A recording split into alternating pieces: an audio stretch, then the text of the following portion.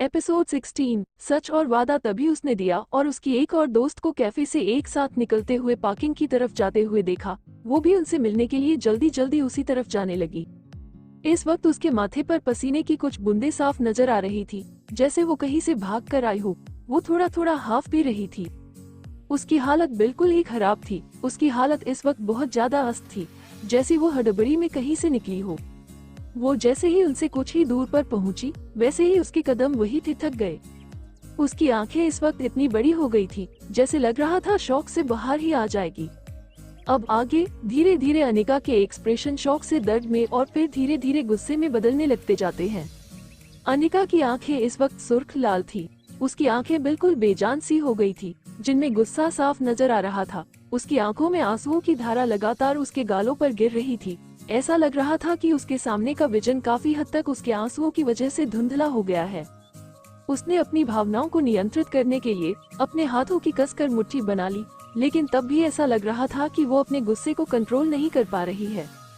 जब अनिका दिया की दोस्त को कहती हुई सुनती है, O God you are such a lady devil, लेकिन क्या तुम्हें पूरा यकीन है कि उसके माता पिता उसे अपनी जिंदगी से बेदखल कर देंगे?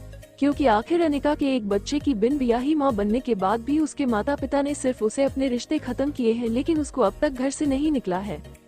अपनी दोस्त सना की बात सुनकर दिया एक जोरदार ठहाका मारते हुए हंसती है। हाँ हाँ हाँ बेब, तुम सच में अभी तक मुझे लाइटली ले रही हो।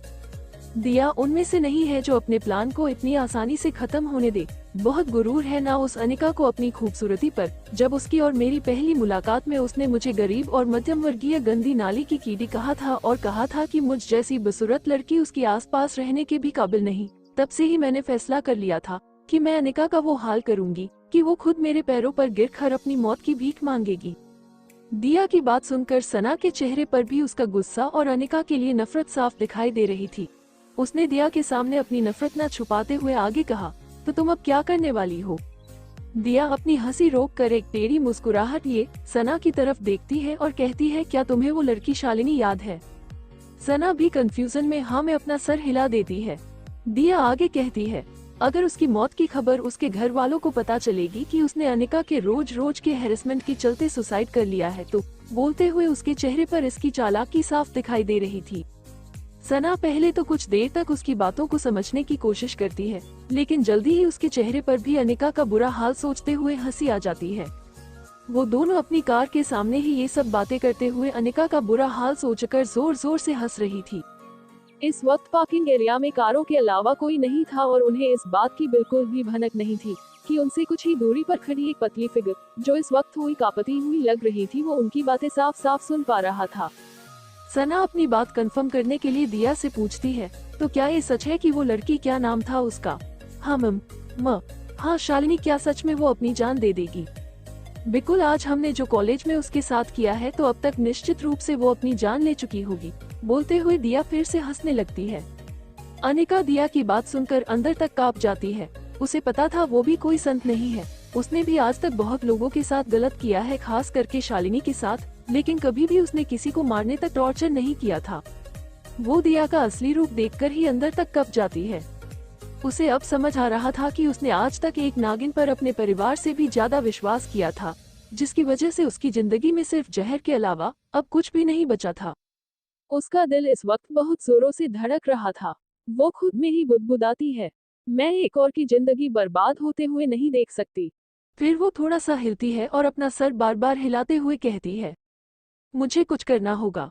वो बिना सोचे समझे पलटकर अपने कॉलेज के रास्ते की तरफ निकल जाती है। उसका कॉलेज उस कैफे से ज्यादा दूर पर नहीं था, लेकिन इस वक्त कॉलेज बंद हुए बहुत टाइम हो चुका था और ये ऑफिस बंद होने का समय था। इस वजह से सड़क पर बहुत ज्यादा रश था। बहुत सारी कारें सड़क पर अंधाधुंध दौड़े जा रही थी।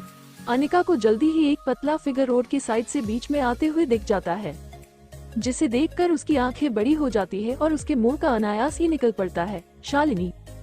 उसके बाद पता नहीं कब वो एक कार से शालिनी की टक्कर से बचाने के लिए उसके पास पहुंच जाती है और दोनों बस उन गाड़ी के बीच से निकलने ही वाले होते हैं कि एक कार की कसकर टकराने और फिर ब्रेक लगने की आवाज चारों तरफ सुनाई देती है। फिर किसी के गिरने और भगदड़ की आवाज चारों तरफ सुनाई देती है। फ्लैशबैक एंड धीरे धीरे आंखों को फड़फड़ाने के बाद जब अचानक से अनिका काव्या अपनी आंख खोलती है तो एक तेज रोशनी अपनी आंखों पर लगती है, जिसकी वजह से वो दोबारा से अपनी आंखें बंद कर लेती है। थोड़ी देर उस रोशनी में अपनी आंखें को एडजस्ट करने के बाद अनिका की आंखों को धीरे धीरे सब साफ दिखने लगता है। जब वो अपने आसपास सफेद दीवारों को देखती है तो एक पल के लिए उसका दिमाग बिल्कुल खाली हो जाता है। वो मन ही मन बड़बड़ाती है, क्या ये स्वर्ग है? अभी भी अपने आसपास की चीजों को ध्यान से देख ही रही होती है कि तभी उसे हॉस्पिटल में मौजूद मशीनों की आवाज सुनाई देने लगती है। तब जाकर उसका ध्यान अपने पास लगी मशीनों पर जाता है। तब जाकर उसकी जो धड़कन बढ़ चुकी थी वो दोबारा शांत होने लगती है। अनिका काव्या, जिसने अभी इतना लंबा सपना देखा था, उसकी यादें दोबारा से किसी फास्ट वीडियो क्लिप की तरह उसकी आंखों के सामने एक के बाद एक चलने लगती है। अनिका के बचपन के लेकर उसके आज तक की सारी यादें काव्या के दिमाग में किसी की फास्ट फिल्म की तरह ही चल रही थी। उसकी आंखें अनिका के बीते 5 सालों की यादों को याद करके कठोर हो जाती है। इस वक्त उसके पास की आभा बहुत ही खतरनाक लग रहा थी। वो मन ही मन पुरानी अनिका की आत्मा को याद करते हुए कहती है, अनिका, मैं आज तुमसे ये वादा करती हूँ कि तुम्हारे साथ जिसने भी इतना घिनौना षड्यंत्र रचा है, मैं उनको बिल्कुल भी जिंदा नहीं छोड़ूंगी। फिर वो एक गहरी सांस छोड़ते हुए थोड़े दुखी मन के साथ अपने मन में कहती है, हालांकि तुम्हारी भी कहीं ना कहीं इन सब में गलती थी, लेकिन मैं अपनी पूरी कोशिश करूंगी कि आज तक की गई तुम्हारी ज्यादातर गलतियों को सुधार सकूं। फिर अनिका के परिवार को याद करते हुए पुरानी अनिका ने उनके साथ कैसा व्यवहार किया था, वो खुद से वादा करती है, मेरी पहचान आज से अनिका कपूर की है और मैं अपने माता पिता को अब से किसी भी तरह का कोई दर्द नहीं दूंगी। बोलते हुए उसकी आंखें हल्की सी नम हो गई थी। उसके दिल में एक परिवार के होने की खुशी भी थी, जिसका उसने अब तक केवल एक सपना ही देखा था। CH-17 शिवाय का फ्रस्ट्रेशन अनिका के बचपन के लेकर उसके आज तक की सारी यादें काव्या के दिमाग में किसी की फास्ट फिल्म की तरह ही चल रही थी। उसकी आंखें अनिका के बीते 5 सालों की यादों को याद करके कठोर हो जाती है। इस वक्त उसके पास की आभा बहुत ही खतरनाक लग रहा थी।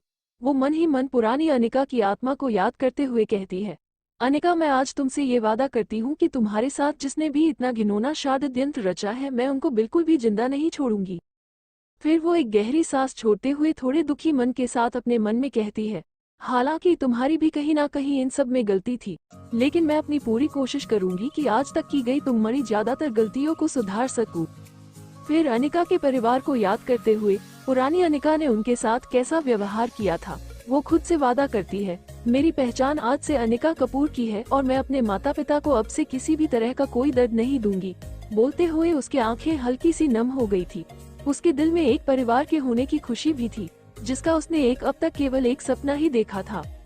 अब आगे वही दूसरी तरफ एक बहुत ही आलीशान कमरा, जो कमरा कम ऑफिस ज्यादा लग रहा था, जहां एक तरफ बड़ी सी सेल्फ पर लाइब्रेरी से भी ज्यादा किताबें रखी हुई थी। उस कमरे से अटैच 2 दरवाजे थे, जिसमें से एक वॉशरूम और एक बेडरूम था। उस रूम का थीम सफेद और ग्रे क्लासी थी। एक लंबी खिड़की के सामने आलीशान कुर्सी के साथ बड़ी सी टेबल और साथ में शानदार सोफा सेट रखा हुआ था। उस रूम का एक सामान इतना ज्यादा शानदार था कि अगर कोई सामान्य इंसान वहां आ जाए तो उसकी तो पूरी चांदी ही हो जाए। वहां पर सारे इंटरनेशनल ब्रांड के सामान रखे हुए थे, चाहे वो लैपटॉप हो या कोई शोपीस। उस रूम के हर एक कोने से रईसी झलक रही थी। वहां की सुपर लग्जरी आरामदायक कुर्सी पर बैठा इंसान, जिसकी ऊंचाई 6.4 थी, वो इस वक्त अपने टैब पर कुछ जानकारी स्क्रॉल कर रहा था और उसका दूसरा हाथ लगातार लैपटॉप की कीज टाइप करे जा रहा था। वो इंसान इस वक्त किसी रोबोट से भी तेज अपने काम को करता जा रहा था, जिसे कोई बिना अपनी पलक झपकाए लगातार देख सकता था। तभी उस कमरे के दरवाजे पर थोड़ी देर बाद एक नॉक की आवाज आती है। वो हैंडसम इंसान बिना अपना सर ऊपर किए अपनी ब्लू आंखों को अपने लैपटॉप पर फिक्स करे ही ऑर्डर टोन में कम इन बोलता है, जिसके तुरंत बाद एक और हैंडसम इंसान, जो उस कुर्सी पर बैठा इंसान से कम हैंडसम था, जिसकी ऊंचाई 6 फीट थी, वो चलता हुआ बहुत ही इज्जत के साथ अपनी बातों को संभालते हुए इंसान को विश करने के बाद अपनी फाइल को ओपन करके जानकारी पढ़ने लगता है। अनिका कपूर, उम्र 23 साल, ऊंचाई 5.6, बिजनेस मैनेजमेंट से ग्रेजुएट। अभी वो इंसान बोल ही रहा था कि कुर्सी पर बैठा इंसान चिड़चिड़ाहट वाले स्वर में कहता है, जितनी जानकारी लेने के लिए मैंने कहा था कि मुझे केवल उतनी ही जानकारी चाहिए। फिर अपनी नीली आंखों को ऊपर उठाए हुए सामने खड़े अपने सेक्रेटरी की तरफ देखते हुए ठंडे लहजे में बिना किसी अभिव्यक्ति के कहता है, मुझे लगता है तुम भूल गए हो कि मुझे अपने ऑर्डर रिपीट करने की आदत नहीं है। बोलते हुए उसका ऑरा बहुत ही खतरनाक लग रहा था। इस वक्त अपने बॉस की कड़क आवाज में धमकी सुनकर रवि के माथे पर पसीने की बूंदें उभर आती है। उसकी पीठ पर डर की वजह से झुरझुरी दौड़ जाती है। वो टूरेन फाइल के पेज पलटे हुए सीधे आखिरी पेज पर पहुंचता है। उसे लगा था कि पहली बार उसके बॉस ने किसी लड़की की जानकारी निकालने के लिए कहा था, तो उन्हें उस लड़की की हर एक डिटेल जाननी होगी। वो जल्दी से आखिरी पेज पर पहुंचकर एक बार अपने बॉस की तरफ देखता है और अपने बॉस की नीली आंखों को देखकर वो अपने गले से थूक गटकते हुए वापस से बोलना शुरू कर देता है। अनिका कपूर का लगभग 1 साल पहले अपने कॉलेज की एक लड़की को बचाते वक्त एक्सीडेंट हो गया था। वो पिछले 1 साल में कोमा थी। उन्हें कुछ महीने पहले ही होश आया है। फिर वो एक बार शिवाय की तरफ देखकर वापस से पढ़ना शुरू करता है, क्योंकि आगे जो वो पढ़ने वाला था वो उसके बॉस को शायद अच्छा ना लगे। पिछले महीने अचानक से मिस अनिका को बेहोशी की हालत में हॉस्पिटल के डीन ऑफिस में मिली। उसके बाद जांच करने पर पता चला कि उनको किसी बित का बहुत बड़ा शॉक लगा था, जिससे उनके दिमाग पर काफी गहरा असर पड़ा था। शायद उस समय वो फिर से कोमा में जा सकती थी, लेकिन उन्हें कुछ दिन पहले ही होश आया है और इस बार उनकी याददाश्त भी वापस आ चुकी है। वो इस समय अपने परिवार के साथ कपूर मेंशन में है और पूरी तरह ठीक हो चुकी है। असिस्टेंट को पता था कि 2 जलती तेज नजरें इस समय उसे घूरे जा रही हैं, लेकिन वो कुछ नहीं कर सकता था सिवाय अपने बॉस के ऑर्डर को फॉलो करने के। अपने असिस्टेंट की बात सुनकर शिवाय अपना हाथ उठाकर उसको वहां से जाने का इशारा करता है। असिस्टेंट अपनी फाइल बंद करके जाने ही वाला था कि तभी वो रुककर झिझकते हुए अपने बॉस की तरफ देखने लगता है, जैसे वो कुछ कहना चाह रहा हो लेकिन कह नहीं पा रहा हो। अपने असिस्टेंट को अभी भी वहां खड़े देखकर शिवाय अपनी एक भौं ऊपर उचकाता है, जैसे उसके रुकने की वजह पूछ रहा हो। अपने बॉस का इशारा समझते हुए असिस्टेंट थोड़ा परेशान हुए कहता है, सर एक और बात थी मिस अनिका से संबंधित। शिवाय अब अपने असिस्टेंट के इस तरह बार बार रुकने की वजह से इरिटेट हो चुका था। वो थोड़ी तेज आवाज में उसकी तरह गुस्से से देखते हुए बोलता है, रवि क्या तुम नहीं जानते कि मेरा समय कितना कीमती है? अगर कोई जानकारी है तो बोलो, वरना तुम अपनी नौकरी छोड़ सकते हो। CH-18 शिवू की खराब तबीयत अपने असिस्टेंट को अभी भी वहां खड़े देखकर शिवाय अपनी एक भौं ऊपर उचकाता है, जैसे उसके रुकने की वजह पूछ रहा हो। अपने बॉस का इशारा समझते हुए असिस्टेंट थोड़ा परेशान हुए कहता है, सर एक और बात थी मिस अनिका से संबंधित। शिवाय अब अपने असिस्टेंट के इस तरह बार बार रुकने की वजह से इरिटेट हो चुका था। वो थोड़ी तेज आवाज में उसकी तरह गुस्से से देखते हुए बोलता है, रवि क्या तुम नहीं जानते कि मेरा समय कितना कीमती है? अगर कोई जानकारी है तो बोलो, वरना तुम अपनी नौकरी छोड़ सकते हो। अब आगे रवि जल्दी से बिना एक पल गवाए बोलता है, वो सर अनिका जी का एक्सीडेंट नॉर्मल नहीं था, बल्कि उनके अपने चाचा और चाची ने उनका ये एक्सीडेंट जानबूझकर करवाया था, जिसमें उनकी बेस्ट फ्रेंड दिया भी शामिल थी।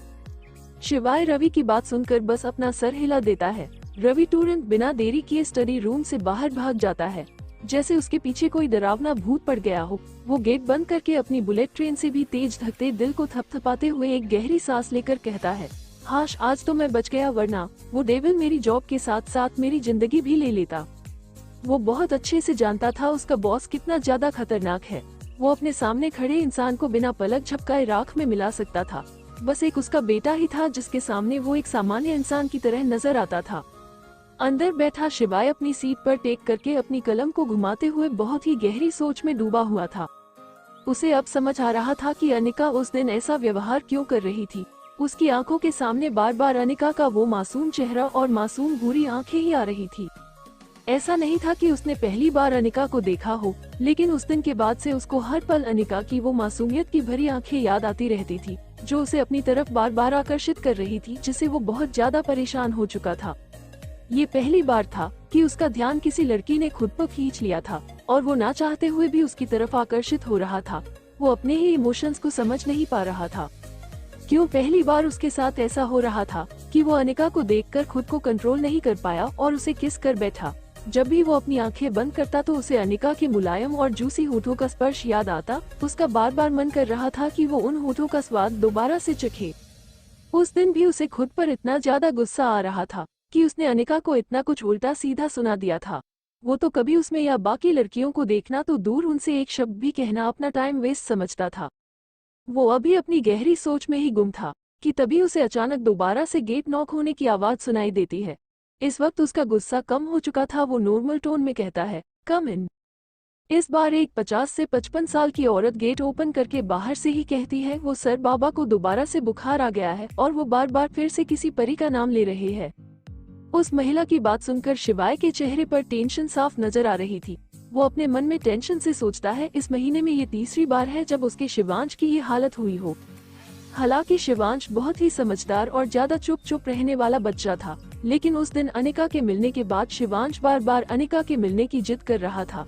इसलिए पहली बार शिवाय ने अपने बेटे को डांटा था, जिसके बाद उसने कभी अनिका से मिलने की जिद नहीं की। पर वो अब घर पर सबसे और शिवाय के साथ भी बात करना बंद कर चुका था। हालांकि वो हमेशा का कम ही बोलता था, लेकिन शिवाय के आसपास रहने पर वो बहुत सारी बातें किया करता था। पर अब उसका वो बोलना भी लगभग खत्म हो चुका था। अब तो शिवाय को शिवांश की बहुत ज्यादा चिंता होने लगी थी। उसे समझ नहीं आ रहा था कि उसे अब क्या करना चाहिए। वो अनिका को अच्छा से जानता था कि वो अपने बेटे से मिलना तो दूर, उसे देखना भी पसंद नहीं करती है। और अब जब उसकी याददाश्त दोबारा वापस आ गई थी, तो क्या उसे शिवाय से मिलाना सही होगा या नहीं। शिवाय अपने सभी ख्यालों को झटक कर तेजी से चलते हुए शिवांश के कमरे की तरफ जाने लगता है। तभी एक आलीशान कमरे के अंदर हर तरफ बहुत बड़े बड़े और अच्छे लड़के वाले खिलौने और कारें सजी हुई थी, लेकिन कमरे के एक बहुत बड़े कोने में सिर्फ कंप्यूटर और इलेक्ट्रिक रोबोट रखे हुए थे। उस कमरे के छोटे बिस्तर पर एक 3 से 4 साल का बहुत ही प्यारा सा बच्चा अपनी आंख बंद किए हुए लेटा हुआ था। इस वक्त उसका चेहरा हल्का पीला पड़ गया था। उसकी आंखों से आंसू की कुछ बूंदें उसके गोरे चिक्स पर लुढ़क रही थी। उसके छोटे गुलाबी होंठ बार बार फड़फड़ा रहे थे और बार बार किसी का नाम ले रहे थे, जो उस शांत कमरे में साफ सुनाई दे रहा था। उस बिस्तर के सामने लगभग 10 से 12 सफेद कोट में खड़े लोग लगातार उस बच्चे को देखते जा रहे थे। इस समय उन सभी के माथे पर तनाव की लकीरें साफ साफ दिखाई दे रही थी। वो परेशान होकर लगातार उस बच्चे को देखते जा रहे थे। तभी उस शांत कमरे में किसी के जूते की आवाज सुनाई दे रही थी, जिसे वहाँ खड़े सभी डॉक्टर के आंखों में डर की लहर दौड़ जाती है। वो लगातार बिना कुछ बोले बस किसी मूर्ति की तरह लगातार सामने की तरफ देखते जा रहे थे। शिवाय बिना किसी पर ध्यान दिए सीधे जाकर बिस्तर पर शिवांश के एक तरफ बैठ जाता है और प्यार से उसके सर पर हाथ फेरने लगता है। इस वक्त उसकी आंखों में चिंता और डर साफ नजर आ रहा था। वो थोड़ा नीचे झुककर शिवांश के माथे पर किस करता है, फिर पलटकर अपने सामने खड़े डॉक्टरों की लंबी लाइन की तरफ देखता है। इस वक्त उसके एक्सप्रेशन बहुत ज्यादा ठंडे हो गए थे। उस कमरे का टेम्परेचर भी कुछ डिग्री कम हुआ महसूस हो रहा था। इस वक्त शिवाय की ब्लू आईज इतनी ज्यादा कठोर हो गई थी जैसे वो अपने सामने मुर्दे की तरफ देख रहा हो। उसकी इस तरह की कठोर नजरों को देखकर वहाँ मौजूद हर एक इंसान खड़े खड़े कांपने लगता है। उनकी तेज सांसों की आवाज ही बस उस शांत कमरे में गूंज रही थी। CH-19 promise. शिवाय बिना किसी पर ध्यान दिए सीधे जाकर बिस्तर पर शिवांश के एक तरफ बैठ जाता है और प्यार से उसके सर पर हाथ फेरने लगता है। इस वक्त उसकी आंखों में चिंता और डर साफ नजर आ रहा था। वो थोड़ा नीचे झुककर शिवांश के माथे पर किस करता है, फिर पलटकर अपने सामने खड़े डॉक्टरों की लंबी लाइन की तरफ देखता है। इस वक्त उसके एक्सप्रेशन बहुत ज्यादा ठंडे हो गए थे। उस कमरे का टेम्परेचर भी कुछ डिग्री कम हुआ महसूस हो रहा था। इस वक्त शिवाय की ब्लू आईज इतनी ज्यादा कठोर हो गई थी जैसे वो अपने सामने मुर्दे की तरफ देख रहा हो। उसकी इस तरह की कठोर नजरों को देखकर वहाँ मौजूद हर एक इंसान खड़े खड़े कांपने लगता है। उनकी तेज सांसों की आवाज ही बस उस शांत कमरे में गूंज रही थी। अब आगे तभी एक थोड़ा पुराना और अनुभवी डॉक्टर आगे आकर शिवाय के गुस्से को थोड़ा कम करने के लिए कहता है, देखिए मिस्टर ओबरॉय, हमने अपनी 100% कोशिश की है कि हम छोटे मास्टर को जल्दी ठीक कर सके, और जैसा आप देख सकते हैं अब तो उनका बुखार वापस कम होने लगा है। लेकिन बोलते हुए वो 1 मिनट का मौन लेते हैं और फिर एक गहरी आह के साथ अपनी बात आगे बढ़ते हुए कहते हैं, लेकिन जब तक वो उस इंसान से नहीं मिल लेते जिसका वो बेहोश होने पर नाम लिया करते हैं, तो हम भी कुछ नहीं कर सकते। उस बुजुर्ग डॉक्टर के अपनी बात खत्म करने के बाद शिवाय कुछ नहीं बोलता, बस अपनी आंखें बंद करके अपने मुट्ठियों को भींच लेता है। वो इस वक्त खुद को पहली बार मजबूर महसूस कर रहा था। वहाँ खड़े सभी डॉक्टर उस बुजुर्ग डॉक्टर की तरफ ऐसे देखते हैं जैसे केवल वही ही हो जो उनकी जिंदगी बचा सकता है। वो सब जानते थे अगर शिवाय के सामने इस सिचुएशन में कोई अपना मुंह खोलने की हिम्मत कर सकता था तो वो केवल वही एकमात्र डॉक्टर थे, क्योंकि ये शिवाय के फैमिली डॉक्टर है। जब शिवाय के माता पिता की कार एक्सीडेंट में मौत के बाद 14 साल की उम्र में शिवाय पर इतनी बड़ी इंडस्ट्री को संभालने का बोझ उस अकेले पर आ गया था, और वो अपने माँ पिताजी के अचानक इस दुनिया में चले जाने के बाद हमेशा गुस्से और डिप्रेशन में रहता था। उस समय उसको संभालने के लिए केवल उसकी जिंदगी में उसके दादाजी और केवल वही डॉक्टर जिनका नाम रंजीत राव था वही थे, जो उन्होंने शिवाय को उस समय संभाला जिस समय उसे किसी के साथ की सबसे ज्यादा जरूरत थी। हालांकि शिवाय बचपन का एक शानदार दिमाग वाला इंसान था जिसका IQ वर्ल्ड में सबसे टॉप पर था। जो बहुत ही छोटी उम्र में ऐसे काम करता था जिसे करने के लिए एक प्रतिभाशाली इंसान के लिए भी नामुमकिन हो। दुनिया में ऐसी कोई भी फील्ड नहीं थी जिसका महारत शिवाय ने हासिल नहीं किया, लेकिन अपने माता पिता की मौत के बाद वो केवल एक बिना इमोशंस वाला रोबोट बनकर रह गया था, जिसके अंदर कोई भी इमोशन ना हो और वो किसी को भी अपने करीब भी नहीं आने देता था, जिस वजह से दिन बर दिन उसका गुस्सा बहुत ज्यादा खतरनाक होता जा रहा था। कभी कभी तो मिस्टर ओल्ड ओबरॉय को लगता था कि कहीं उनका ये पोता हमेशा ही इस दुनिया में अकेला ना रह जाए, लेकिन फिर अचानक से शिवांश की उनकी दुनिया में आने के बाद शिवाय पहले से ज्यादा हाव भाव शो करने लगा था। हालांकि उसके व्यवहार में ज्यादा बदलाव नहीं आए थे, लेकिन ये सब जानते थे कि शिवांश शिवाय की पत्थर दिल की वो धड़कन थी जो उसे उसकी बेरंग जिंदगी जीने की वजह देता था। खैर, शिवाय की आंखें मिस्टर राव की आगे की बात सुनकर खुल जाती है। देखिए मिस्टर ओबरॉय, हम डॉक्टर्स केवल बाहरी बीमारी का इलाज कर सकते हैं, लेकिन अगर छोटे मलिक को इस वक्त इमोशनल सपोर्ट की जरूरत है। इतना बोलकर वो वहाँ से बिना कुछ आगे बोले या शिवाय की कोई भी बात सुने वहाँ से चले जाते हैं और उनके पीछे पीछे बाकी सभी डॉक्टर भी वहाँ से 9-2-11 हो जाते हैं। कुछ देर बाद शिवांश के कमरे में, इस वक्त रात का समय हो चुका था, कमरे के सोफे पर शिवाय बैठकर अपने लैपटॉप पर काम कर रहा था और बीच बीच में अपनी नजरें उठाकर बिस्तर की तरफ देख लेता। उस वक्त हालांकि शिवांश का बुखार उतर चुका था, लेकिन वो अभी तक गहरी नींद में था। तभी जब शिवाय की नजर दोबारा से शिवांश पर जाती है तो वो देखता है कि शिवाय बिस्तर पर खड़े होने की नाकाम कोशिश कर रहा है। ये देख शिवाय तुरंत ही बिस्तर की तरफ जाता है और शिव को उठाकर अपनी लैप में बैठा लेता है और कसकर उसे अपने सीने से लगा लेता है। शिवाय कंसन भारी आवाज में शिवांश से कहता है, बेटा आप ऐसा क्यों कर रहे हो? आप जानते हो ना आपके डैडी आपसे कितना प्यार करते हैं। फिर शिवाय को खुद से अलग करते हुए उसके माथे पर किस करने के बाद उसके मोटे चिक्स को अपने हाथों से में भरते हुए बहुत ही प्यार से कहता है, क्या आप अब भी डैडी से गुस्सा हो? शिवांश मुंह फुलाकर हाँ मैं अपना सर हिला देता है। ये देखकर शिवाय एक लंबी आह भरने के बाद आखिरकार हार मानते हुए शिवांश से कहता है, ठीक है डैडी, आपसे वादा करते हैं कि वो जल्द से जल्द आपकी परी को आपके पास ले आएंगे। अब खुश? शिवाय की बात सुनकर शिव के चेहरे पर एक बड़ी सी मुस्कान आ जाती है और वो बार बार अपना सर हाँ में हिला देता है। शिव खुश होकर अपने बच्चों जैसी आवाज में बोलता है, डैडी क्या आप कल परी को शिव के पास नहीं ला सकते? शिव को परी बहुत अच्छी लगती है और उसे परी को याद भी बहुत आती है। शिवांश शिव के चिक्स को हल्का खींचते हुए उससे कहता है, डैडी ट्राई करेंगे, लेकिन आपको डैडी को प्रॉमिस करना होगा कि आप अपना खाना और दवाई टाइम पर लोगे। शिव एक अच्छे बच्चे की तरह हाँ अपना सर हिला देता है और शिवाय के गाल पर किस करने के बाद अपनी प्यारी आवाज में शिवाय से कहता है, लव यू डैडी। इतना बोलकर वो शिवाय के गले लग जाता है। अपने बेटे को खुश देखकर शिवाय के फेस पर भी रेयर स्माइल आ जाती है। वो भी उसी गले लगाने के थोड़ी देर बाद उसको अपने हाथों से खाना और दवा खिलाने के बाद उसे सुला देता है और खुद भी सोने के लिए चला जाता है, क्योंकि उसे कल अपने बेटे से किया हुआ वादा जो पूरा करना था। वहीं दूसरी तरफ अनिका जब कपूर मैंशन आई थी तो उसे वहां पर अपने चाचा चाची मिले थे, जो अपने चेहरे पर झूठा कंसर्न दिखाते हुए उसके ऊपर झूठा प्यार का दिखावा कर रहे थे। लेकिन अहाना पहले भी ऐसे डबल फेस के लोगों से मिल चुकी थी। उसकी आंखों में धूल झोंकना इतना आसान नहीं था, लेकिन वो बस बिना किसी रिएक्शन के उन्हें उनकी सो कॉल्ड एक्टिंग करने देती है। जब से अनिका कपूर मैंशन आई थी तो ज्यादा से ज्यादा वक्त वो आराम करने के लिए देती थी और एक्सरसाइज करती थी, क्योंकि उसकी बॉडी में अभी भी कुछ कमजोरी बाकी थी। अब 1 साल तक कोमा में रहे इंसान का इतनी जल्दी पहले की तरह रिकवर होना आसान नहीं होता, और अब तक वो रिकवर भी हो चुकी थी। अनिका को भी अपने मॉम डैड के साथ रहना और उनका अपने लिए फिक्र करना बहुत अच्छा लगता था। उसे पहली बार एहसास हो रहा था कि माता पिता का होना कितना अच्छा होता है। हालांकि हमेशा ही उसकी खुशी और सुकून को कम करने के लिए उसके चाचा और चाची वहाँ जरूर मौजूद होते थे, लेकिन उसे उनसे कोई फर्क नहीं पड़ता था। CH20 कपूर विला, और अब तक वो रिकवर भी हो चुकी थी। अनिका को भी अपने मॉम डैड के साथ रहना और उनका अपने लिए फिक्र करना बहुत अच्छा लगता था।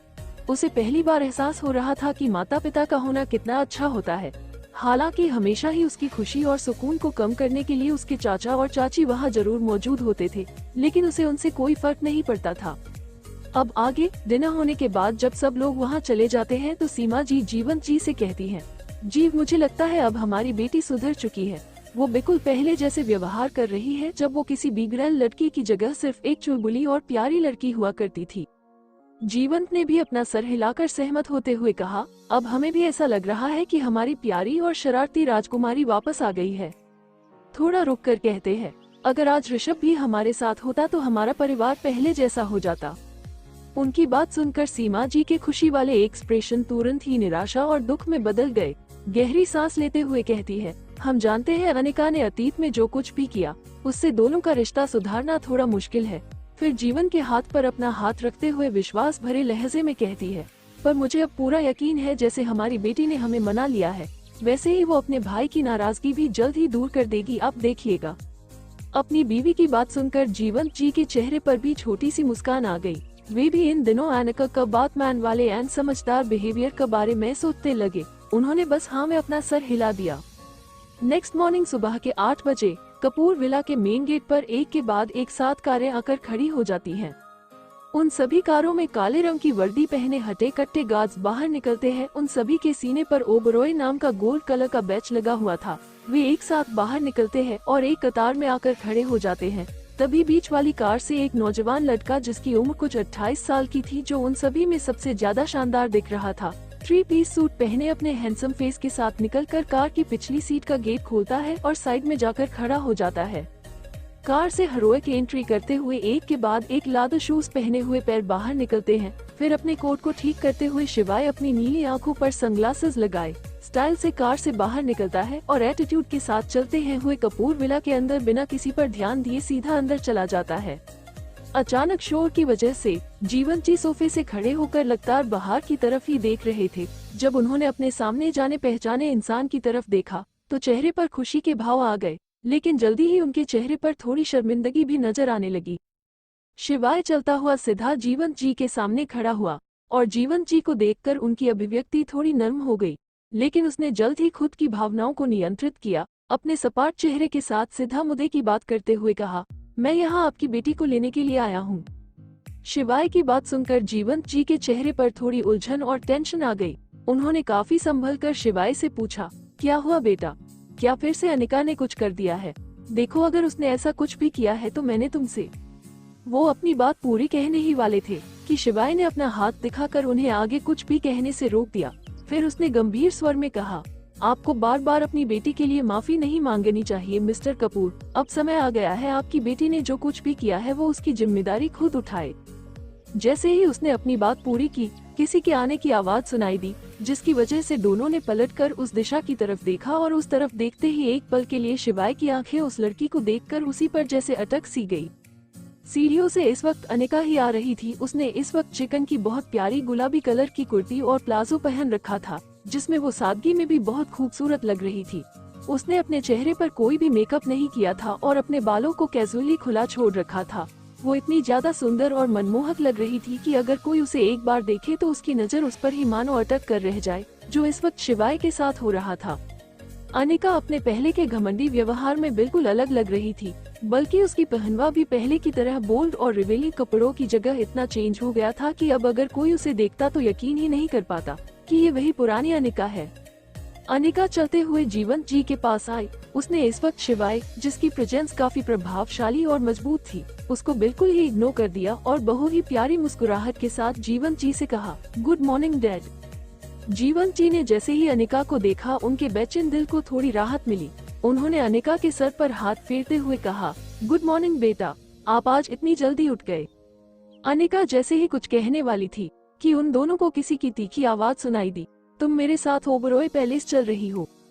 शिवाय, जो अनिका को देख बिल्कुल ही उसमें खो चुका था, जब उसने देखा कि अनिका ने उसे बिल्कुल ही नजरअंदाज कर दिया तो उसे पता नहीं क्यों इतना ज्यादा गुस्सा आ रहा था कि वो अनिका की इग्नोरेंस बर्दाश्त नहीं कर पा रहा था। लेकिन जब उससे ज्यादा देर तक रहा नहीं गया तो उसने अब अपना यहाँ आने का मकसद याद किया और फिर अनिका को सीधे ओडे टोन में उसे अपने साथ चलने के लिए कहा। उसे पता था जिस तरह से अनिका उसके पीछे पागल थी, वो तो बस इसी बात का इंतजार कर रही होगी। लेकिन उसकी सोच के बिल्कुल उलट शिवाय की बात सुनकर अनिका ने अपनी भौं उठाते हुए पलटकर शिवाय की तरफ देखा और बिल्कुल सीधे चेहरा के साथ कहा, और ऐसा मैं क्यों करूंगी। शिवाय के अंदर पैशंस बहुत कम था और उसे हमेशा गुस्सा बहुत जल्दी आता था, इसलिए उसके दादाजी, जिसे वो सबसे ज्यादा मानता था, वो भी उससे काफी संभल कर बात करते थे और अनिका की डायरेक्ट ना को सुनकर उसका गुस्सा आउट ऑफ कंट्रोल हो गया। इधर जैसे ही जीवंत जी ने अनिका की बात सुनी, उनके चेहरे पर परेशानी साफ नजर आने लगी और वो वक्त थोड़ा शॉक में भी थे। उन्हें यकीन नहीं हो रहा था कि जो लड़की शिवाय के पीछे बिल्कुल दीवानी थी और केवल उसकी एक नज़र के लिए पता नहीं क्या क्या करती फिरती थी, खुद उसके बुलाने पर आने से मना कर रही थी। लेकिन फिलहाल वो अपनी बेटी के चेंज बिहेवियर से ज्यादा शिवाय के आने वाले एक्शन के बारे में सोचकर टेंशन में थे। उन्हें मालूम था कि शिवाय को बिल्कुल पसंद नहीं कि कोई उसकी बात को इनकार करे। वो जैसे ही अनिका को समझाने के लिए कुछ बोलने ही वाले थे कि अन दोनों ने इस वक्त उन्हें बिल्कुल इग्नोर कर दिया और एक दूसरे को एकटक गुस्से में घूरने लगे। शिवाय ने अपने जबड़े को भींचते हुए कठोर आवाज में कहा, मैं तुमसे पूछने नहीं रहा हूँ, तुम अभी मेरा साथ चल रही हो। वो इससे आगे कुछ कहता है तभी शिवाय की पॉकेट में रखा उसका मोबाइल रिंग करने लगा। उसने अनिका से अपना ध्यान हटाकर मोबाइल में शो हो रहे नंबर को देखा और कॉल रिसीव की। तभी सामने से एक मेड की घबराई हुई आवाज सुनाई दी, सर शिवांश बाबा को फर से बुखार आ गया और उन्होंने नहीं सुबह कुछ खाया है और नहीं अपनी दवा ले रहे हैं, प्लीज आप जल्दी आ जाएं। इस वक्त अनिका शिवाय से ज्यादा दूर नहीं थी, जिसकी वजह से उसने कॉल पर सारी बातों को सुन ली और शिवाय के कुछ कहने से पहले उसकी चिंता से भरी आवाज सुनाई दी, क्या शिवू को बीमार है? आपने मुझे पहले क्यों नहीं बताया? स्टोरी को आगे सुनने के लिए चैनल को सब्सक्राइब करें और कमेंट करें और लाइक जरूर करें।